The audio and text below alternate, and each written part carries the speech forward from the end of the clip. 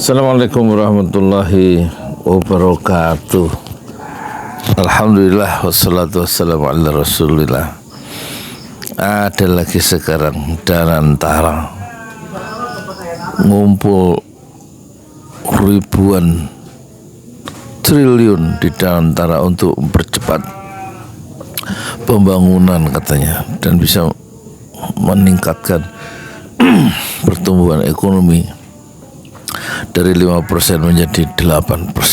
Kita lihat, tapi masalahnya pengamat juga sudah mulai mulai curiga ya.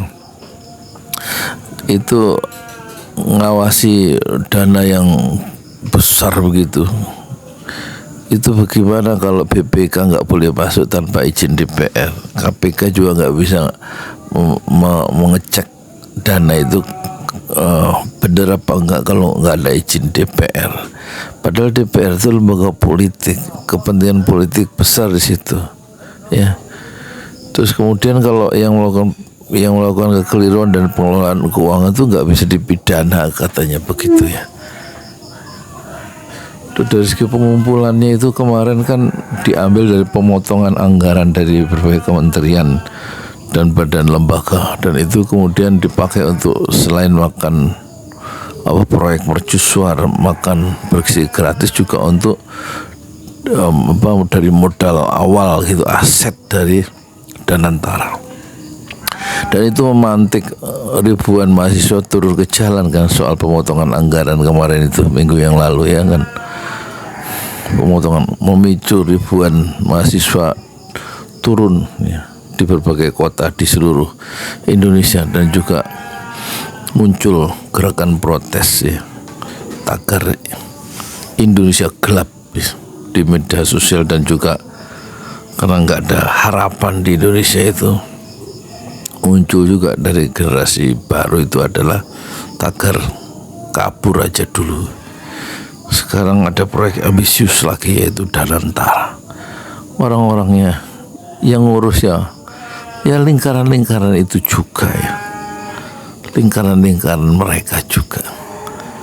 Ada ponakannya Luhut, ada Jokowi itu ada ya begitulah ya, uangnya besar, tingkat kebocorannya mungkin agak susah dikendalikan, dan siapa yang bertanggung jawab kalau KPK dan BPK nggak boleh masuk kecuali dengan izin DPR. Dan netizen juga curiga ini bancaan lagi di situ ya, untuk bancaan ya, untuk apalah nggak tahu. Kemarin udah bancaan lewat bansos yang kata Luhut ada 500 triliun ya, berapa triliun ya, iya 500 triliun gitu, yang separuhnya itu nggak bisa dipertanggungjawabkan, atau nggak tepat sasaran. Maksudnya ya nyangkut di kantong-kantong itu loh bansos. Apalagi ini nanti ini siapa yang ngawasi? Kalau nggak ada izin DPR berarti bisa loss ya. Kalau loss dana dari Danantara nggak ada yang bisa dipidana, nggak ada yang bisa dihukum kan gitu, aturan yang dibuat sendiri untuk mengamankan secara internal orang-orang yang mengelola itu ya. Kita sekali lagi kita ngurusin pemimpin, bukan pemimpin, ngurusin rakyat ya. Nanti dana yang besar hilang ya, kayak dana ini dana itu hilang semua ya, korupsi, dan nggak ada yang bertanggung jawab ya. Udahlah, nggak tahu lah. Assalamualaikum warahmatullahi wabarakatuh. Di jalan Allah. Ini Masjid Enam Syuhada lagi dikunjungi sama Ketua Hilmi.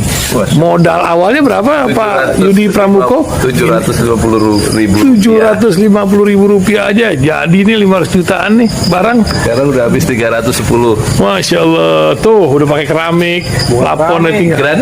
Granit tuh kayak marmer tuh. Masya Allah nih, sampai juga kita ke sini. Masjid Enam Syuhada, ngapa namanya Masjid Enam Syuhada, Ya, Pak Yudi? kita mau mendokumentasikan perjuangan dakwahan nama anak muda pengawal Habib Rizik Syihab itu Masya Allah. yang dibunuh sama orang jahat di kilometer 50. Kilometer 50 ya. Itu kan simbol memperjuangkan dakwah itu kita harus memberikan segalanya untuk Islam kan ya. Untuk Masya dakwah Islam. Allah. Dan nama anak muda itulah yang sudah memberikan segalanya untuk Islam. Masya Allah. Apa nanti nama pemuda itu ada juga di sini mungkin diterahkan? Mungkin namanya 6 syuhada. 6 syuhada ya. itu, 6 syuhada dipasang di sini, 6 syuhada. Bip Ali, apa yang dikomentarin dari ini semua, Bip Ali? Masya Allah, luar biasa. Dari uang 700.000 kalau pengen ternyata bisa. Bisa. Allah kirim. Tuh, bisa. Ya, Masya. dengan masuk satu gang kecil, tapi Bapak ini luar biasa. Kecil tuh. Masya Allah kan? Satu call aja. Masya Allah, perjuangan Pak Yudi Pramuko, YouTuber sejagat paling tua. Tertua di semesta. Tertua di semesta. Masya Allah. Tukang donat. Tukang donat. Tukang donat dari Paru. Ini saya laporkan dari lapangan ini, langsung dari Masjid Anam Syuhada. Masya Allah. Dan ini dia. Dalam lihat ah. Tuh, lihat tuh masjidnya. Tuh imamnya situ tuh. Malam-malam lagi kita. Masya Allah. Masih kurang nih. Atapnya katanya transfer aja. Masjid Enam Syuhada sebentar lagi selesai. Dinding lubang angin sebagian sudah terpasang, lantai 2 dan kemudian plafon termasuk lantai bukan keramik, granit 150 dus bersama tiang-tiang yang ada 16 setinggi 4,5 meter. Kemudian finishing terakhir adalah tangga menjebol atap ya, lantai pertama untuk masuk ke lantai 2. Inilah Masjid Enam Syuhada. 2,5 tahun lalu dimulai pada 2 Agustus hari Senin 2021. Tinggal sedikit lagi insya Allah, dan lantainya dari keramik, bukan keramik, granit sudah diresmikan lantai pertama. Nanti lantai kedua lewat sini tangganya jebol untuk masuk ke lantai 2. Inilah Masjid Enam Syuhada yang sangat megah karena dari bahan-bahan pilihan kualitas nomor 1.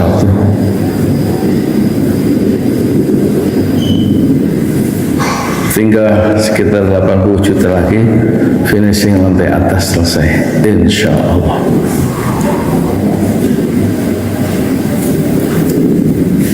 Ya, inilah Masjid Enam Syuhada yang sangat bersejarah ya